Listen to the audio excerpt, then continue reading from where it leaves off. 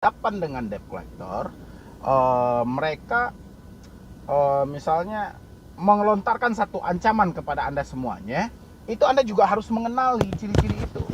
Mana ciri-ciri dari debt collector yang benar-benar akan mendatangi Anda atau yang hanya sebatas gertakan saja. Buat teman-teman semuanya, nantikan juga ya untuk kelanjutannya nanti di part 2-nya. Biar ini nggak terlalu panjang, makanya ini saya potong supaya teman-teman semuanya tidak keberatan dari segi kuotanya dan bisa menonton ini sampai habis. Perhatikan, banyak dari debt collector itu terkadang dia cuman menghantam Anda, siapkan dananya. Ini sering banget melakukan hal-hal yang seperti ini gitu loh. Dia sengaja menghantam psikis dari orang ini, kayak mana orang ini mau stres, panik gitu loh. Siapkan uangnya, kami akan datang ke lokasi Anda. Ya. Anda kenali dulu ciri-cirinya. Jadi ciri-ciri debt collector yang mau datang ke rumah itu biasanya ya, tidak ada satu penekanan. Mereka tidak akan membahas segi hukum. Mereka tidak akan, pokoknya mereka tidak akan bersentuhan dengan Anda meskipun itu pengancaman halus. Ya. Dan kemungkinan debt collector itu kemungkinan bisa jadi dia akan datang ke tempat Anda. Ini merujuk ke yang legal tadi. Ya.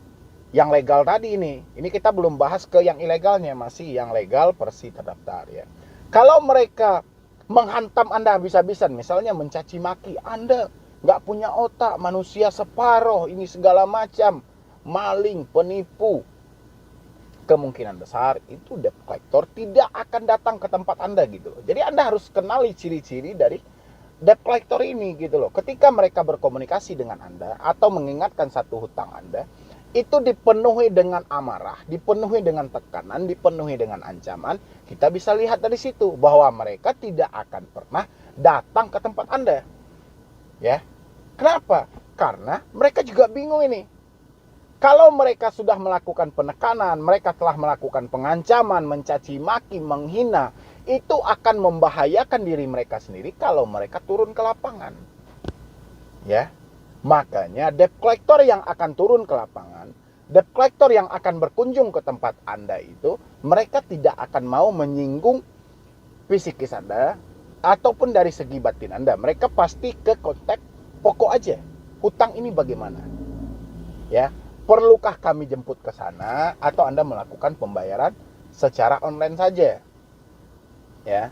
Kalau memang iya secara online, kabari kami sebelum jam sekian misalnya gitu. Itu biasanya dilontarkan penekanan secara halus, tapi mereka tidak menyinggung ke diri Anda. Tapi kalau mereka sudah langsung masuk, Anda kalau seperti ini, Anda penipu, Anda maling, Anda kami tuntut dengan pasal 372, 378. Atau Anda ini sudah komplotan, kami akan hubungi kontak ini, kontak itu, kontak itu. Itu tidak akan datang gitu loh. Ya. Jadi buat teman-teman semua ini harus dikenali. Mana debt collector yang benar akan mengunjungi kita dan mana yang hanya sebatas cerita untuk berkunjung. Ya. Mana debt collector yang benar-benar ingin datang ke tempat kita dan mana yang hanya sebatas mengucapkan datang gitu loh. Anda harus bedakan ini gitu loh. Karena keterbatasan jumlah dari penagih hutang ini itu sangat menentukan gitu loh. Karena begitu banyak orang yang gagal bayar. Ya. Ditambah lagi penagih hutang ini tidak ada yang tetap. Mereka ini bisa dibilang sourcing misalnya gitu atau PTT gitu ya, pegawai tidak tetap.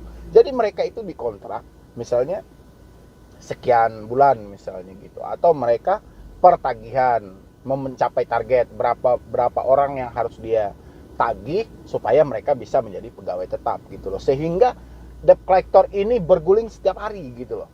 Ya. Dia itu bergonta-ganti setiap hari.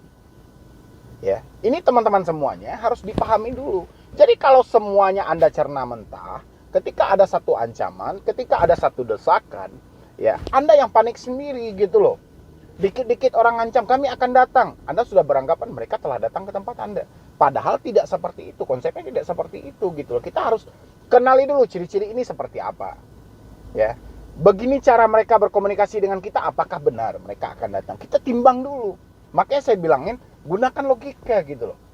Tapi kata orang yang kontra, logika apa dalam segi hutang? Kalau tidak mempunyai logika, tidak mempunyai otak yang valid, Anda akan dihantam dengan ancaman dan teroran gitu loh. Makanya selalu saya ingatin, jangan stres, jangan panik. Nilai dulu suatu ancaman mereka seperti apa gitu loh. Ini benar atau tidak, atau sebatas ini aja, atau sebatas ini aja.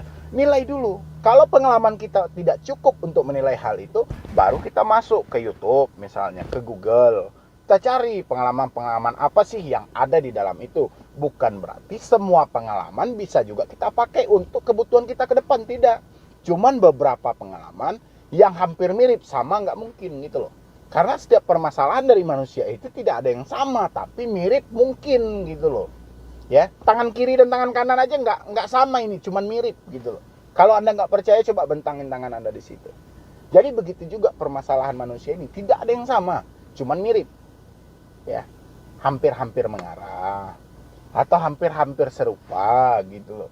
Kalau sama, mana mungkin sama gitu loh, nggak mungkin. Ya. Dan untuk pinjol ilegal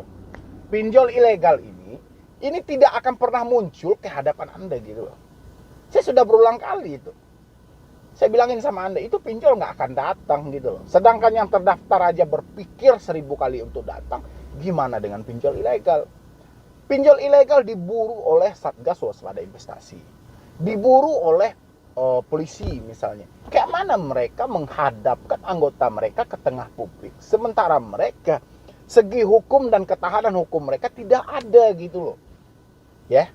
Ini buat teman-teman semua ini harus dipahami gitu loh. Jangan asal semuanya Anda cerna ya mampus. Jadi buat teman-teman semuanya, mudah-mudahan dengan informasi yang seperti ini itu dapat membantu teman-teman semuanya, terutama jangan panik lagi, jangan stres lagi. Ya, intinya tidak semua pinjol itu mendatangi kita ke rumah. Dan setiap pinjol yang mau datang ke rumah, dia akan menilai dulu debetur mana yang akan mereka datangi. Bukan semua debetur mereka datangi. Mereka akan nilai dulu, ini orang kemakan nggak sama dia. Bisa dia tumbangkan nggak orang ini kalau misalnya berhadapan. Itulah yang mereka nilai. Makanya saya selalu bilang kepada Anda, jangan panik. Kalau Anda terus-terusan panik, Anda terus-terusan stres, ini berbahaya ini. Anda akan habis-habisan ditekan. Anda akan habis-habisan dihantam oleh debt collector ini gitu loh. Makanya saya selalu bilang, pikirkan lagi. Kalau Anda mau panik-panikan, pikirkan lagi gitu loh. Ya. Jadi mungkin dari saya mungkin cuman itu dulu. Terlebih dan terkurangnya saya mohon maaf. Ini buat teman-teman semua. Hari ini Anda masih terfokus dengan hutang Anda, kapan Anda mengumpulkan dan menghadapi ini? Mungkin dari saya cuman itu dulu. Terlebih dan terkurangnya saya mohon maaf. Buat teman-teman semuanya yang mau konsultasi atau diskusi dengan tim saya, silahkan di nomor yang ada di deskripsi. Ya. Atau Anda juga mau follow Instagram saya juga boleh. @medibroni. Ya. Jadi sekian dulu dari saya.